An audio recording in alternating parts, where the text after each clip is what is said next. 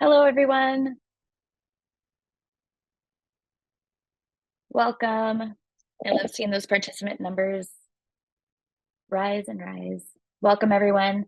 We are so excited to be with you today for the Discovering and Accessing Data in the new RADx Data Hub webinar. We have a great set of presenters today, and we are so excited to share this information with you. My name is Leah Mason. I'm a project coordinator for RENCI, which is the Renaissance Computing Institute. This is one of the partners of the RADx Data Hub, and we are so thankful you are here with us today. All right, next slide. So a bit of background about the RADx Data Hub. The National Institute of Health launched RADx about 4 years ago. RADx stands for the Rapid Acceleration of Diagnostics Initiative. And this came from an urgent need to respond to COVID-19 pandemic focused on diagnostics technologies. The NIH RADx Data Hub is one of the largest collections of NIH COVID data available to researchers. It allows you to explore, access, and analyze COVID-related data developed through the NIH RADx program initiatives. And today we're going to focus on discovering and accessing data in the new RADx Data Hub. We will be recording this webinar. You will be able to find this recording later on, share with coworkers, colleagues. Shortly, you'll be hearing from our wonderful presenters, and then we will wrap up with a question and answer session that will be hosted by Dr. Rob Hubble of RENCI. We're going to use the question and answer function, so please use that in the chat option. Ask any of the questions you'd like, and we will either get to them during the presentations as our presenters are giving you the information. They might answer your question already. And if not, we will follow up at the end during that Q&A time. So we're going to take a quick moment to review the agenda just to tell you who's coming and what they're going to talk about. I'm going to hand it over to Dr. Rob Hubble. Take it away, Rob. Great, thank you, Leah. So I'm really excited to introduce the three speakers and then get out of the way, and then I'll come back for the Q&A as Leah suggested. Our first speaker will be Lisa Fujimoto of Booz Allen Hamilton, one of the Data Hub partners, who will discuss the RADx data content, and Lisa supports the data management and curation for the RADx Data Hub.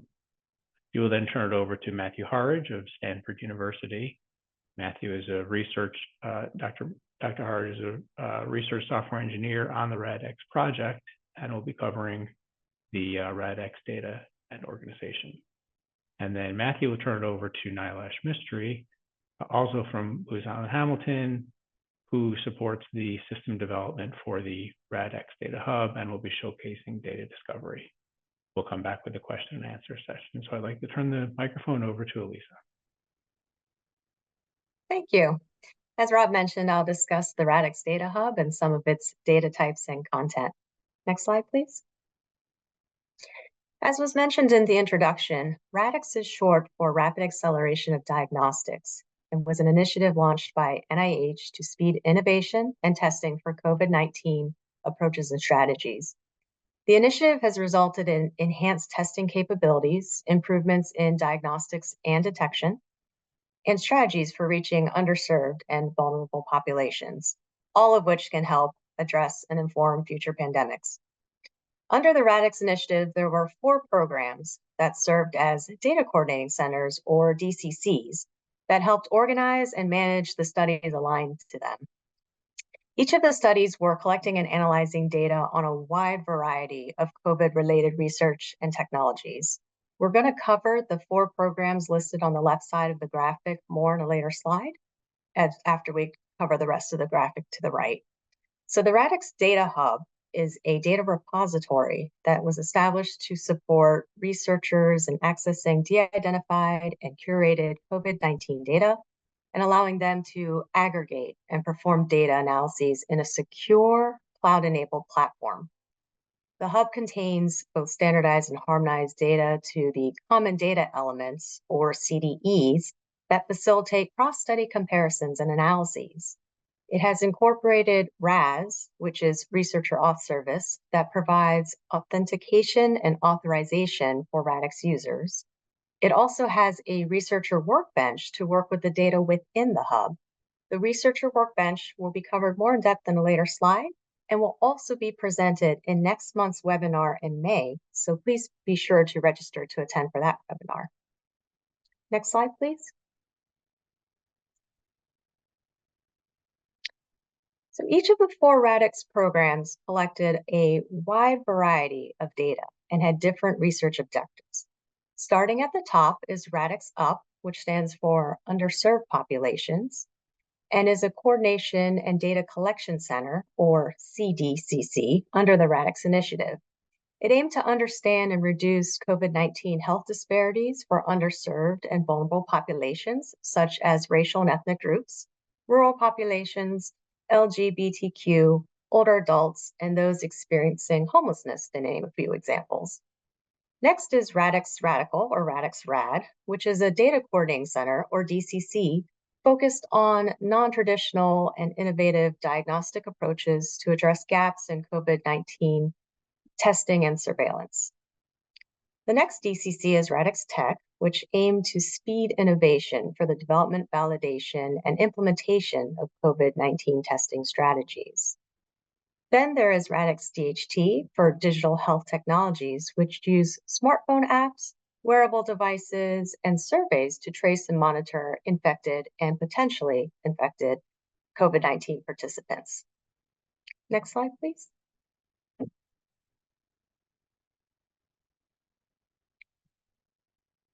The RADx Data Hub has data from over 150 studies from RADx Up, RADx Rad, and RADx Tech. Please note that there are additional studies forthcoming as we are currently reviewing recent submissions, so the numbers will continue to grow.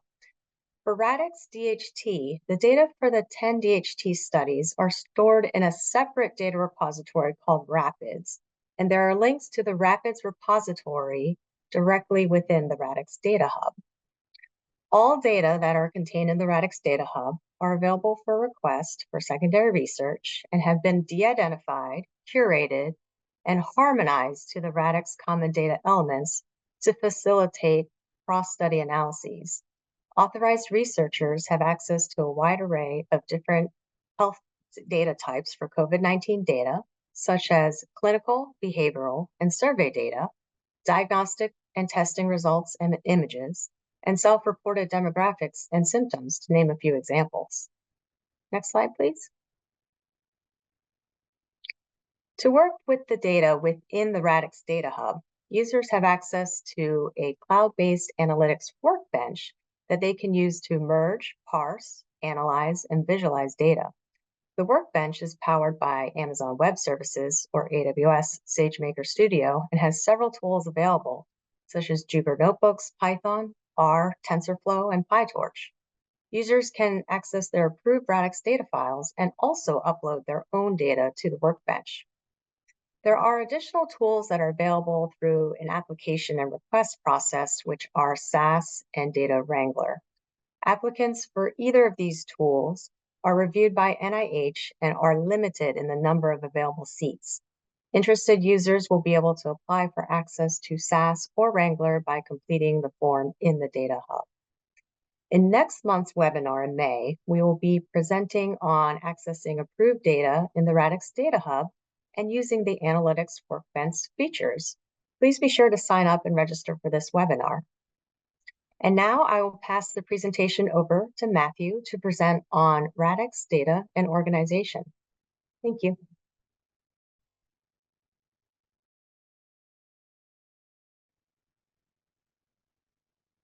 Hi everyone, I'm Matthew Horridge and I work in Mark Meeson's lab at Stanford, and I'm going to talk about the various files in the RADx Data Hub. The RADx Data Hub is a file-based data repository. Each RADx study produces data that is stored in files, and these files are then uploaded to the Data Hub by the RADx Data Coordination Centers, or DCCs. As you'll see in the demo that's coming, when you browse the Data Hub, you will see all of the data files that have been uploaded to the hub and associated with a given study. It's possible to search for files using their associated metadata. Within a study, files are actually grouped into bundles. As you see here, we have a bundle that contains different kinds of files. And each bundle contains data files and metadata files, where these metadata files serve the purpose of describing the data files. Bundles may also contain README files and other study documentation files, such as protocol descriptions. At the bottom of this slide, you can see an example file name, survey1_data_transform_copy.csv. Each file is named in a very specific way that consists of a prefix and a suffix. The prefix indicates the bundle that the file belongs to, so that every file in the same bundle has the same prefix. The suffix indicates the type of contents, the purpose of the file, and how the data in the data file has been processed. In this example, we see a suffix of data_transform_copy. This suffix, or this particular suffix, indicates that the file contains data, and that moreover this data has been processed to harmonize it. There are several different suffixes, and I'm not going to go into a great detail about these here, as the RADx Data Hub documentation contains more information. All bundles contain one data file that is formatted as a comma-separated values file. Each row in this data file represents a data record, and each column in a row represents a value of a data element or a variable. Data files come in two types, non-harmonized and harmonized, denoted by the suffixes origcopy and transform copy. Every file in a RADx bundle contains a non-harmonized data file.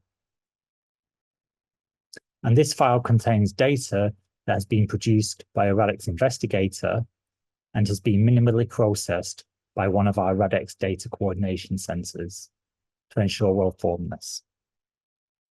Non-harmonized files are denoted by the suffix origcopy. Now, if a bundle has data files that contain human study data, then there's going to be a second file with a file name suffix of transform copy. And the data in this transform copy is derived from the data in the origcopy, that's the non-harmonized file, by a process known as harmonization. During the harmonization process, data is relabeled and recoded in a uniform way, so that no matter what format and encoding was used for the original study data, the data that's presented in the transform copy file is uniform across all different studies.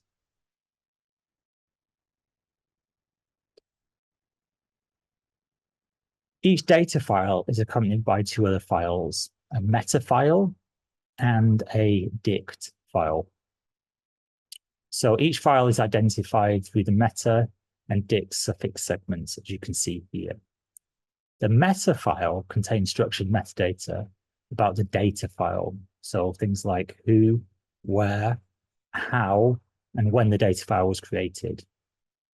The dict file is a data dictionary file that provides precise descriptions about the columns in a data file. Things like the name, the data type, permissible values for the columns, for example. The most relevant metadata for people working with a data file is likely to be an accompanying data dictionary. So let's go into a little bit more detail here. As I've said before, the data dictionary explains the meaning of columns in a data file. So let's take a look at some data. You can see this in the middle of the screen here. And this is a portion of a data file from the RADx synthetic data set. I'm going to focus on the second column from the left, the one that's highlighted. And this column is headed positive year _ COVID test _1.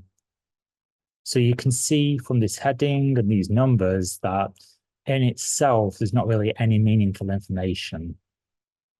And indeed, there's not meaningful information without the accompanying explanation provided by a data dictionary. So here we just have a set of integers, and we don't know how to interpret the values 3 or 2 or 99. But the data dictionary in the dix file specifies what these actually mean. And in the bottom of the screen here, on the second row, you can see the description of positive year underscore COVID test 1. And you can see that there's a label that gives a human readable name for this. But moreover, you can also see that 3 is a code for the year 2021, and 2 is a code for the year 2020. The data dictionary provides other information, so not everything is shown here. And this other information explains the semantics of columns in a precise way so that it's possible to correctly interpret the data files for reuse. So that wraps up the portion of this webinar on study data files, metadata files and bundles, and in general file organization. And I'm now going to pass over to Nilesh for a demo of the RADx Data Hub. Good afternoon, everyone. So in this section, I'll cover how we can use the RADx Data Hub in our data discovery process, as well as the steps leading to data access. Along the way, I'll demonstrate our homepage, helpful information, study explorer and study page, navigation to dbGaP, as well as our variables catalog. Next slide, please. So when designing the new RADx Data Hub, we had some goals that led to some objectives. Our goals were to leverage RADx file organization, the advanced data annotation and harmonization, as well as to streamline and advance the researcher journey through data discovery and analysis, and improve system usability, performance, and user experience. So these goals led to the objectives we see on the right. And so we wanted to create a flexible and highly scalable data architecture. We wanted to create a modular and data-driven system architecture. We wanted to develop a system-wide user-centric intuitive user interface. We wanted to implement data and metadata ingest and validation processes, as well as develop an accessible and intuitive analytics environment. Next slide, please. In keeping with those goals and objectives, some of the features that we've included in the new RADx Data Hub are text queries, advanced search, filtering, and browsing to help with data discovery. Within data use, we both have direct downloads of data as well as available analytics. Within the data ingest process, there's a new enhanced file upload and categorization process, and new content and format validation. We've also upgraded our extract, transform, and load, or ETL process, to provide automatic updates that are reflected in the user interface. And our improved user management will track additional attributes about our users and the institutions they come from. Plus, we've added a support request feature to streamline any questions that users may have about the system. The additional attributes that we've been tracking will also aid in our metrics reporting to help us understand how our system is being used, as well as ways to improve it. I'll now switch into a live demo of the new RADx Data Hub.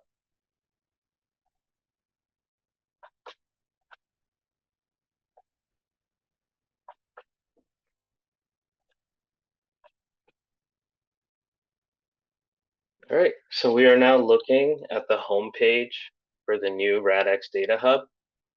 And here at the top of the home page, we'll see a few quick links.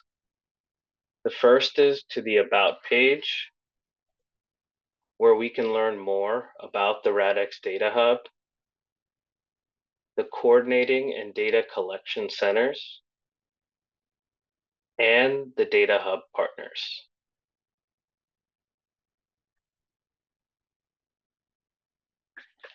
We also have links to our user tutorial and FAQs to help both new and returning users. As we scroll down the home page, We will see information about funding opportunities, upcoming events, and news items related to the RADx Data Hub. Clicking each respective More button will show additional information. For example, for events, we'll see information about upcoming events, like today's webinar, as well as past events.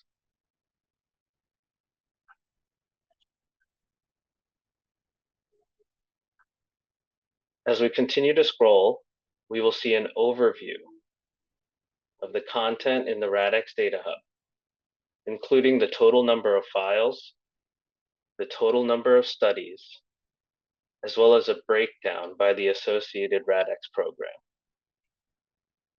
You can learn more about each program by clicking the name, and for RADx DHT, this will go out to the Rapids platform.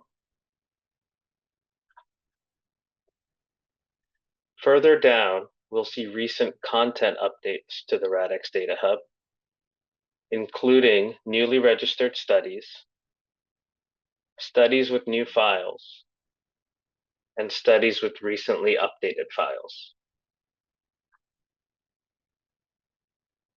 In our footer, we have additional links about the RADx Data Hub, links to related websites, as well as links to our policies. You'll also see links to our YouTube page and newsletter. Users can learn more about the RADx Data Hub by visiting the Helpful Information section, which is always available from the navigation bar. Helpful information is divided into 4 sections: General, for researchers, for submitters, as well as external links.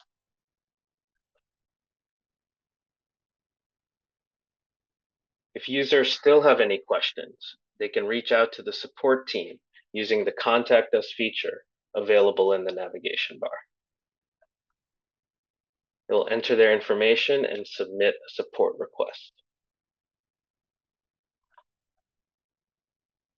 Users can search the content of the RADx Data Hub by using our Study Explorer. The Study Explorer can be reached from the navigation bar.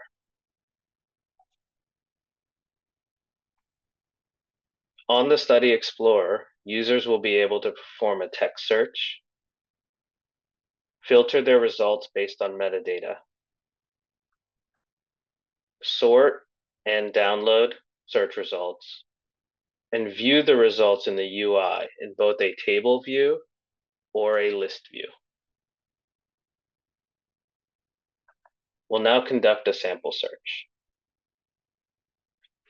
So I'm interested in studies dealing with a high-risk population. So I'll start with the text search of high risk.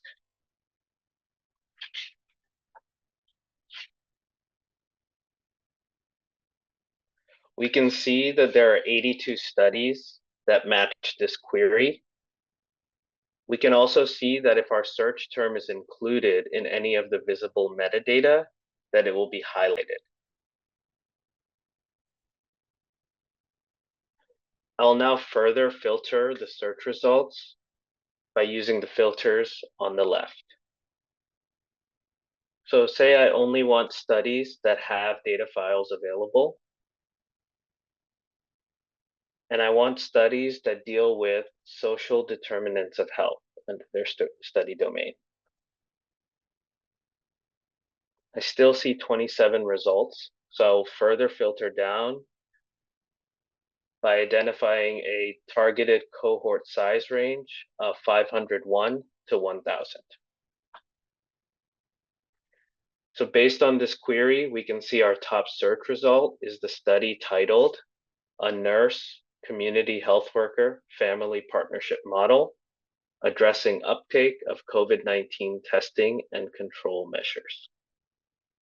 To see more about this study, I can click the study title, which will take me to its RADx study page.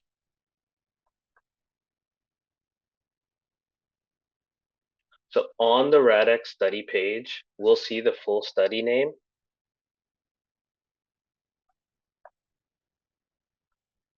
and additional information, including the study description, study start and end dates, and the date which this study was released in the RADx Data Hub. As I continue scrolling, we'll see the study documents and data files tables.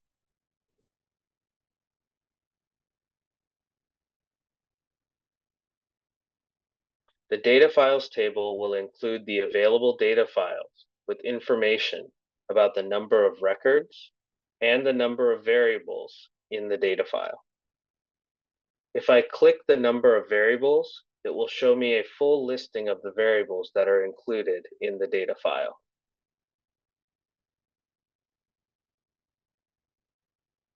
If the data file has a corresponding metadata or data dictionary file, I'll be able to view or download these files. The study documents will also be available for download. This is all available without going through a request at this point. After reviewing the content that's available on this page, users who are interested in requesting access to the study data can click How to Request Access, found at the top of the page. The message that appears here will include a link to detailed instructions about the data request process in dbGaP.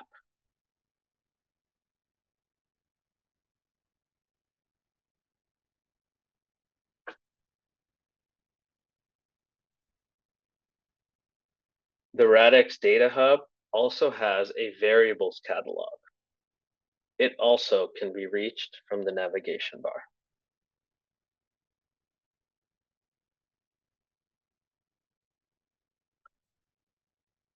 The variables catalog shows variables for all available data files in the RADx Data Hub. The catalog includes two views. One which shows all the variables across all the data files, and a second that shows only our RADx core variables, or the CDEs mentioned earlier in today's webinar. This view includes not only the variable names, but also labels further explaining the variables.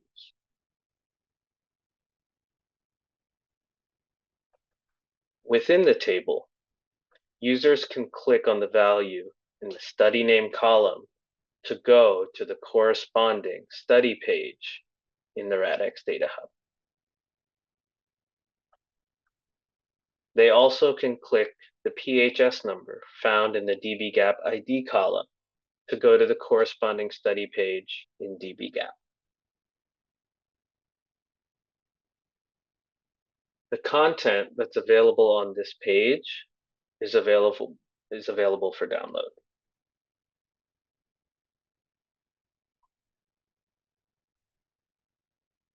Right, this will conclude the demo of the new RADx Data Hub.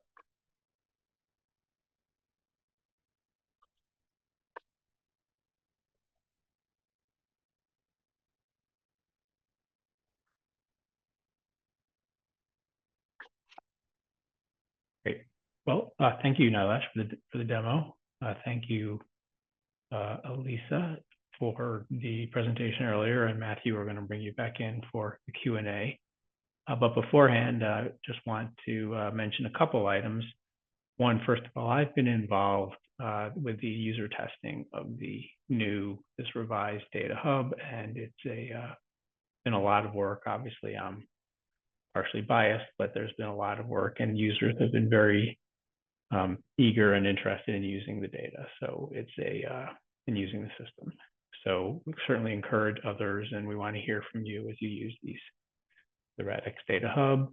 I want to let you know that there's a mailing list there for anybody to sign up for, and we will have a future May 14th session on more on the Data Hub and going into some new specifics, especially in analytics. So I encourage everybody to participate in that. Next slide. We can skip this. This is that more detail for the analytics. And then I want to make sure that others know that there is a funding opportunity for secondary analyses in the RADx Data Hub. The funding opportunity currently ends on 16 July, so please take advantage of this notice of special interest. Okay, and I think we are now ready. I'm ready to facilitate the question and answer session with Matthew, Elisa, and Nilesh.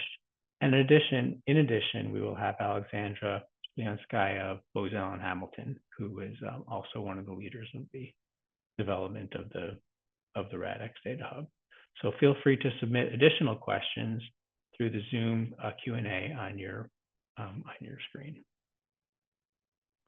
So the first question I have, I will focus this towards Elisa, is what kind of data are in the Data Hub in addition to those that are COVID related? Sure. So within the RADx Data Hub, you'll find different types of data, such as behavioral data, survey data, diagnostic and testing data results. We do have images of COVID test strip results for a handful of studies. We also have general clinical research data, demographic data definitely, and data about symptoms. In the hub, there are facets when you go to the study overview page where you can search for different study domains, study designs, or data collection methods, in addition to typing in an open text research within the search bar. So there's different ways to explore the different data types that were collected and find studies that way. Okay, thank you, Lisa. The next question is for Nilesh.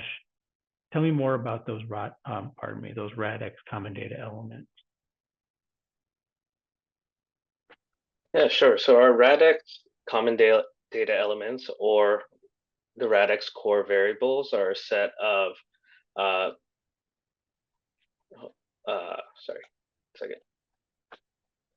is a sort of a data dictionary that we've defined that goes across the data files that we have in the RADx Data Hub, and we ask that our harmonized files try to utilize those elements.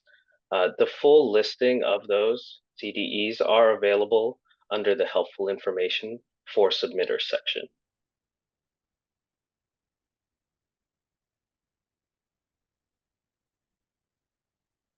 Next question, I'll throw this towards our Bozell and Hamilton team. I'll let you figure out. It's a really good question. Can you speak to any plans to incorporate generative AI capabilities, and what kind of timeline for the Data Hub? I'll start and anyone else can chime in. There's no concrete plans at this point, but we are always looking to improve the capabilities and functionalities of the system. So this one that will launch soon is just the start, and then we're going to continually build on that by enhancing our workbench features, which, by the way, have a lot of machine learning capabilities and tools already built in. And then we will work, of course, with our other collaborators to further enhance the Data Hub.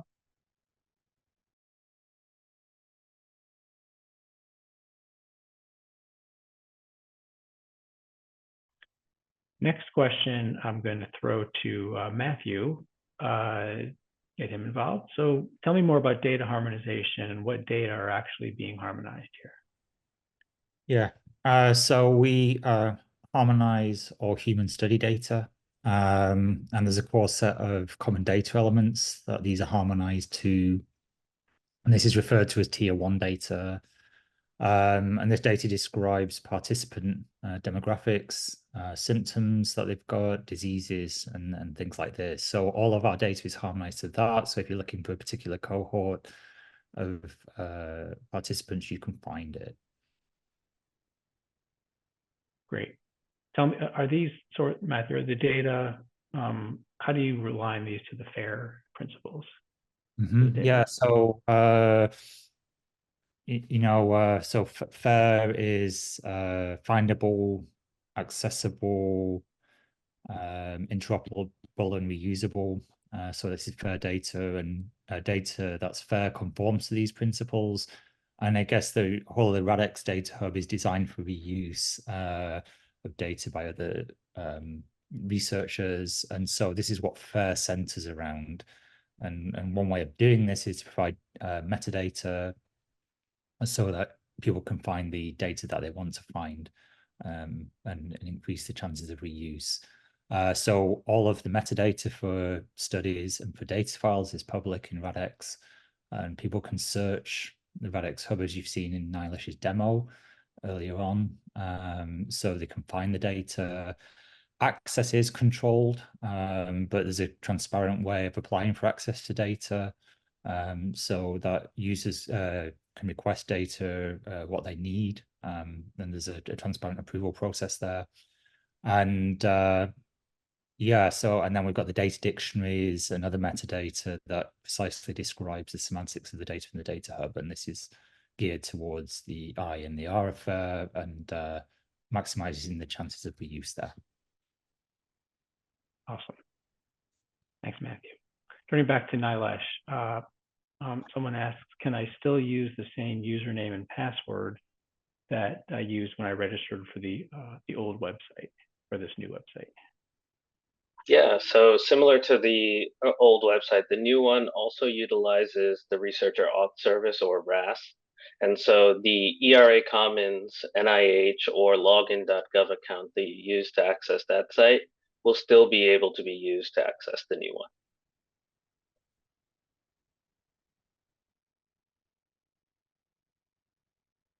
Great. Okay, I think this is for Elisa.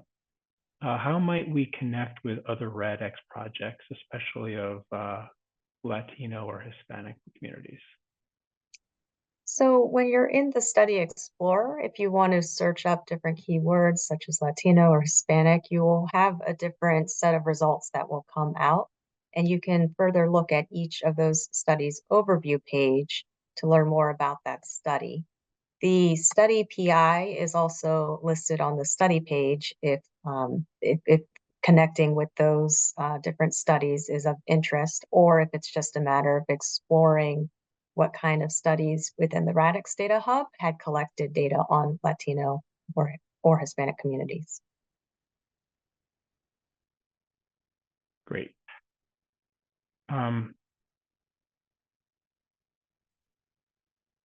I know you're going to address this next month, Elisa, but do you want to say anything about the synthetic data that we have that people can play with?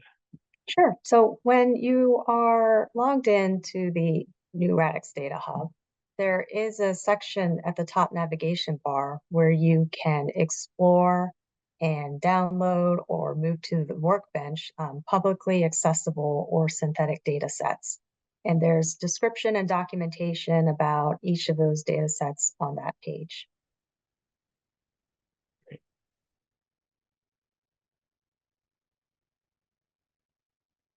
Let me leave it open for a second to see if others on the call have any questions for our panelists. Additional questions for the panelists.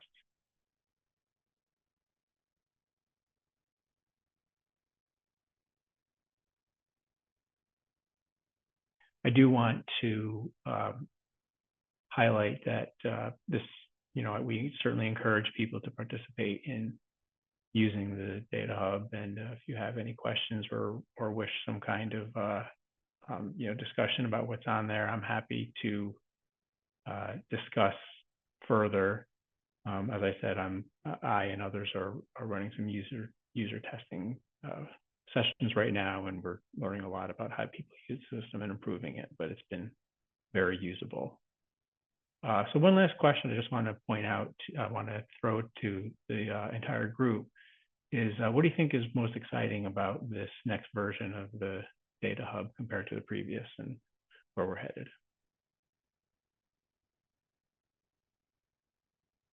You can all answer at the same time. Yeah, I'll start and then others can chime in. So a big change for this new version of the Data Hub is that users can freely explore and learn more about studies and find different research topics of interest without having to log in and having a login and have it be behind that sort of access control. But if they do want to move forward to actually request the data, of course, then a login will have to occur.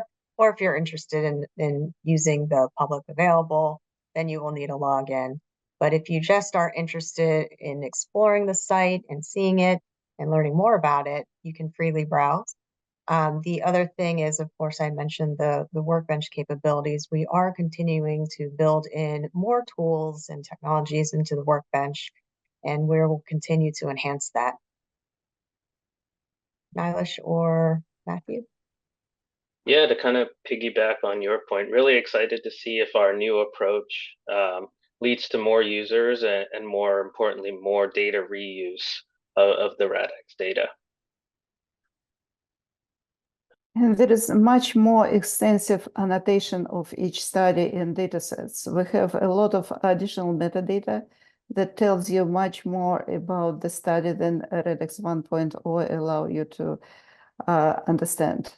So the metadata was expanded. The metadata files and dictionary files are attached to every data files.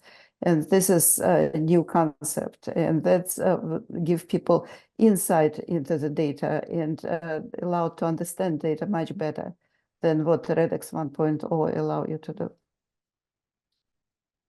Yeah, and I was going to say what Alexandra said there as well, and having this all open with richer, more comprehensive metadata, it really makes the hub easier to explore and find out whether you actually want to apply for access to something. Fantastic. Okay, I'm going to thank you, everybody. I'm going to turn it over to Leah to wrap up the discussion. Well, thank you to all of our presenters. Thank you for those of you asking questions. We appreciate engaging with you and hearing from you. So again, thank you so much for joining us and participating today. Before you head out on the rest of your day, we do want to highlight a few resources. Some of these links we'll be adding to the chat here. So 5 resources for you from the RADx Data Hub website. You can learn about more funding for secondary analysis. You need a hand, we do provide some support with the Data Hub help desk. There's a contact form. We have many opportunities coming for future questions that you may have. You can always find guides, resources. We're creating some new how-to videos to support you in using the new RADx Data Hub. And we also have a list of upcoming events as well as previous webinars, other opportunities like that available through our YouTube channel.